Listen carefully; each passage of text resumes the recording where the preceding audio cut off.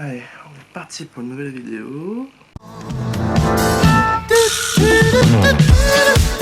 Hello tout le monde, j'espère que vous allez bien. Aujourd'hui on se retrouve pour une nouvelle vidéo sur ma chaîne. Tout d'abord je voulais vous remercier vraiment de tous les retours que vous me faites sur ma chaîne. Voilà, ça fait plus de 2 mois que je l'ai lancé. Franchement c'est super agréable de recevoir tous ces commentaires, vraiment ça fait chaud au cœur. Moi je peux que vous encourager à continuer à partager la chaîne autour de vous. Voilà, à vous abonner, voilà, ça fait vraiment plaisir. N'hésitez pas à commenter les vidéos aussi, vraiment ça me fait très plaisir. Aujourd'hui du coup, je vous retrouve aujourd'hui pour parler de la saison 1 de Why Woman Kill qui vient de s'achever sur M6, qui a été diffusée sur CBS All Access aux États-Unis. Je vais vous faire une critique avec et sans spoil, voilà, pour vous encourager à regarder cette série qui est vraiment super. Comme d'habitude, n'hésitez pas à lâcher un petit like sur la vidéo, à partager la vidéo autour de vous, mes réseaux sociaux, comme d'habitude, je vous les mets ici, c'est Baloubalex.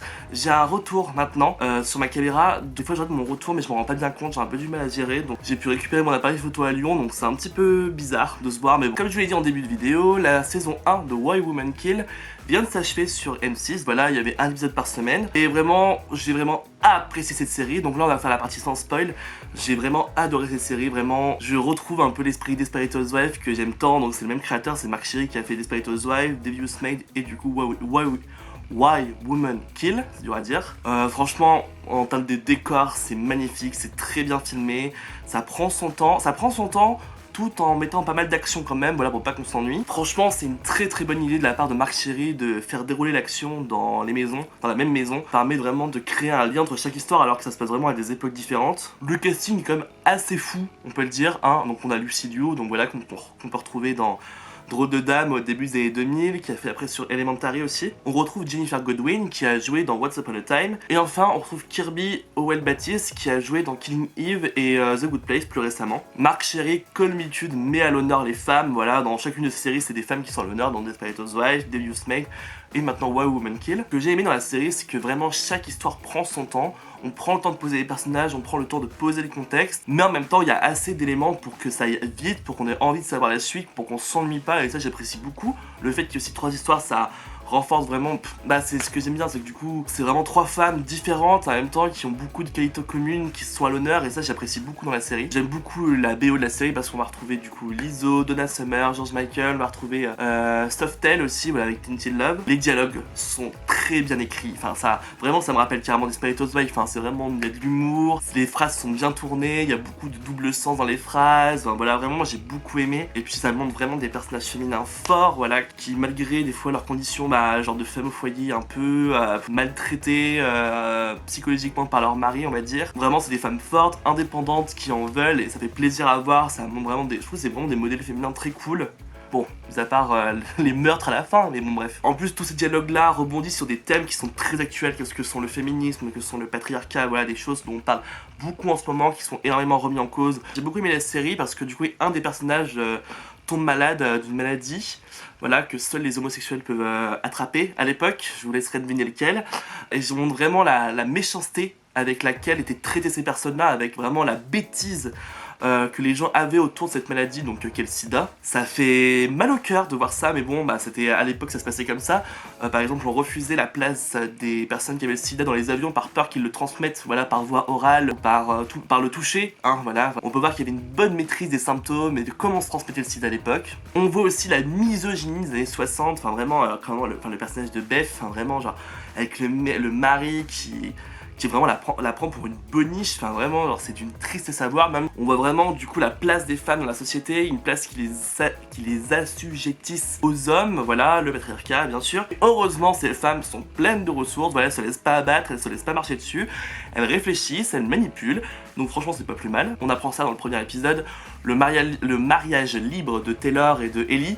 Donc vraiment que j'ai beaucoup aimé parce que du coup vraiment ça montre à la télévision américaine, voilà, le polyamour, ce que c'est, voilà, ce que ça comprend dedans. Donc c'est vraiment cool de voir ça, de développer ce thème là à la télévision que j'ai jamais vraiment trop vu dans une série, on va dire grand public. J'ai vraiment apprécié chacun des personnages féminins, ça s'il y a aucun souci là-dessus, vraiment tous les personnages sont vraiment agréables à découvrir, agréables à entendre, voilà, ils ont chacun leur histoire, ils ont chacune leur force, leur faiblesse, ça, voilà, mais ça me rappelle vraiment Desperate Housewives. Quitte un peu trop à la fin, vraiment je me suis dit, le dernier épisode, voilà, un mini spoil, mais rien de spoil, il y a un tango qui est joué, et dans les derniers épisodes de Desperate Housewives, il y a deux personnages qui dansent sur un tango et c'est filmé un peu pareil, voilà, avec tout un ralenti autour. Enfin, je trouve que c'est un peu similaire, c'est un peu... En tout cas, j'ai pensé tout de suite à ça. Donc je pense que là, clairement, pour la dernière scène, il était un peu en panne d'inspi de comment tourner la scène, même s'il est très réussi. Vraiment, la dernière scène est très réussie. Ça traite aussi vraiment de l'amour et ce que ça peut être l'amour. Donc pas forcément l'amour, en fait, entre deux personnes, mais en fait aussi l'amour qu'une mère a envers son enfant, l'amour qu'on a envers un ami, le polyamour aussi, du coup, voilà. Donc ça montre vraiment différentes sortes d'amour, qu'il n'y a pas seulement l'amour... voilà, du couple traditionnel avec, enfin voilà, deux personnes. Donc c'est vraiment intéressant et puis je trouve que c'est mené assez subtilement, donc c'est plutôt cool. Voilà, moi j'ai pas grand chose de plus à dire. Bah, si vous voulez une conclusion sans spoil, regardez cette série, ça se regarde vite. Je crois qu'il y en a à peu près pour 8 heures en tout de visionnage, donc c'est vraiment cool, ça va vite tout en prenant son temps, en développant bien les thèmes, ce que j'ai apprécié, voilà, on survole pas les thèmes comme peuvent le faire d'autres séries. Je pense par exemple à la Casa des Papel et sur la transidentité, c'était une catastrophe, voilà, n'abordez pas le sujet, franchement, si c'est juste pour ça, n'abordez pas le sujet. On va passer du coup à la partie avec spoil. J'ai adoré cette série, franchement, j'ai adoré du début à la fin, tous les épisodes, je les ai vraiment dévorés, apprécié de la regarder, et en plus ce que j'ai apprécié, c'est que du coup, il y avait un seul épisode par semaine sur M6 et du coup j'ai vraiment profité de chaque histoire, de chaque personnage, vraiment ça allait comme il faut. Voilà, 50 minutes d'épisode, c'est ce qu'il fallait je trouve pour développer correctement les histoires et pour vraiment du coup un épisode par semaine. C'est cool parce que j'arrive à en retenir plus de choses, à en profiter, j'ai le temps d'en parler avec les autres parce que du coup vraiment les séries Netflix, bah genre je suis là, ouais t'as vu la dernière saison de je sais pas Stranger Things, bah non j'ai pas eu le temps tu vois, et du coup on peut pas en parler et du coup on passe à autre chose. Oh, Siri. C'est des fois ce que je reproche à Netflix, c'est que voilà, on n'a pas le temps de parler des séries entre nous. Là, au moins, du coup, on a pu voir tous les épisodes. Bah, du coup, j'ai pu en parler avec une pote. Voilà, donc Megan, si tu passes par là.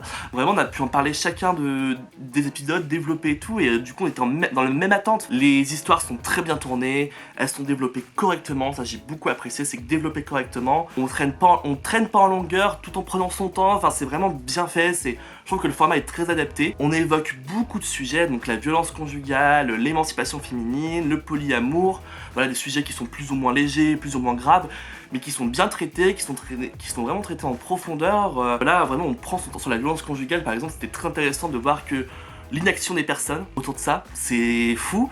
Le polyamour, comment ça fonctionne, qu'on peut très bien vivre avec un polyamour. Bon, là, non, je pense que si vous avez vu la fin de la série, ça se finit un peu mal, mais bref. On peut voir aussi l'homophobie, voilà, que subit du coup le mari de Simone, qui est très, quand il s'écrit sur le mur, là, crève du sida PD. Enfin, alors, je trouve ça d'une violence, mais ça représente vraiment ce qu'on pensait vraiment des personnes qui étaient atteintes du sida, voilà, que les homosexuels qui pouvaient la transmettre, voilà, que ça se transmettait par la bouche, vraiment des trucs, mais la bêtise des gens, la bêtise crasse des gens. Moi, vraiment, j'ai beaucoup apprécié le personnage de Taylor, qui peut paraître froid au début, mais en fait, elle est indépendante, elle sait ce qu'elle veut, elle sait ce qu'elle cherche, elle protège vraiment son mari, Ellie, voilà, qui est tombée dans la coke, enfin dans toutes les drogues possibles, imaginables, avant le début de la série, protège, voilà, qui veut tout mettre en œuvre pour le protéger, pour le sauver, et donc moi je trouve ça très très fort, parce que vraiment, elle l'aime jusqu'au bout, voilà, elle prendrait tout, voilà, enfin, elle fait tout pour le protéger, pour le sauver de ça, et moi je trouve ça très très fort de sa part en fait, parce qu'elle pourrait laisser tomber tout simplement. Mais vraiment pour le coup j'ai aimé tous les personnages, il n'y a pas un seul personnage que j'ai pas aimé, même les personnages méchants hein. Alors j'ai un peu explosé, je suis désolé, mais j'ai les allergies en ce moment, c'est juste, enfin je sais pas si vous êtes allergique à quelque chose vous, mais là c'est juste l'horreur. Voilà, mais par contre un défaut, enfin c'est pas un défaut mais c'est un cliché qu'on retrouve dans toutes les séries, pourquoi les personnages sont toujours d'origine russe? Enfin, en tout cas des pays de l'Est, dans Killing Eve c'est déjà ça, enfin genre vous voyez il y a dans plein de séries c'est forcément, les méchants sont russes. Bon bref, je pense que c'est l'histoire de longue date entre les États-Unis et la Russie, je pense qui a un petit peu marqué les esprits, peut-être. L'histoire d'April, elle est d'une tristesse, voilà, parce que c'est la maîtresse du coup de Rob, le mari de Beth, et c'est d'une tristesse d'une histoire, voilà, il veut la faire avorter, puis ensuite il dit non c'est bon attends 6 mois ma femme va mourir, donc enfin, c'est d'une tristesse franchement putain. Et au final les deux femmes voilà restent solidaires, bon malgré tout ce qui est arrivé, bon c'est un peu bizarre mais elles restent solidaires, voilà, elle l'encourage à poursuivre ses rêves, à devenir chanteuse, enfin même l'histoire de Beth, enfin il lui a dit d'arrêter le piano parce qu'il supportait pas ça, enfin c'est d'une violence, c'est d'une tristesse, vraiment ça, je trouve que c'est très très triste cette histoire. La méchanceté que subit vraiment le mari de Simone parce qu'il a le sida, c'est d'une violence, mais c'est d'une tristesse, voilà, mais elle est là, elle le soutient et tout comme deux amis au final, et je trouve voilà, c'est ce thème de l'amitié, enfin l'amour n'est pas juste dans un couple, mais aussi dans des amis, voilà, c'est très émouvant. Au final Simone, son histoire d'amour avec avec Tommy, c'est vraiment pas l'histoire la plus grave, on va dire, dans ça. Enfin, c'est juste, voilà, elle se tape un jeune. Enfin, c'est pas bien grave, on va dire. Parce que du coup, tout le monde est consentant au final, voilà, à part la mère de Tom, qui le prend assez mal quand même. Alors, vraiment, Simone qui accompagne son mari jusqu'au bout, là, qui du coup, l'euthanasie. En fait, c'est juste du suicide assisté, voilà. C'est d'une tristesse, mais vraiment, c'est d'une tristesse cette scène. Ça m'a vraiment brisé le cœur. Enfin, voilà, c'est très émouvant, je trouve que c'était. Et vraiment, cette dernière scène où tous les couples s'entremêlent sur un tango, donc voilà ce que je vous parlais, le tango qu'on retrouve aussi dans Desperate Housewives. Donc je pense que c'est vraiment un élément récurrent de Marc Chéry. Vraiment très émouvant, franchement c'est super bien fait, voilà, on voit les différentes scènes qui se passent, tous les couples qui s'entremêlent, voilà, à différentes époques. Moi je trouve ça très bien, c'était vraiment très réussi, j'ai vraiment beaucoup aimé cette scène, et en plus sans parole, sans rien. Au final c'est peut-être le couple le moins traditionnel, donc celui de Taylor et de Ellie, du coup qui sont polyamoureux, qui au final a une mort les plus classiques, un coup de couteau dans le ventre, qu'on retrouve partout.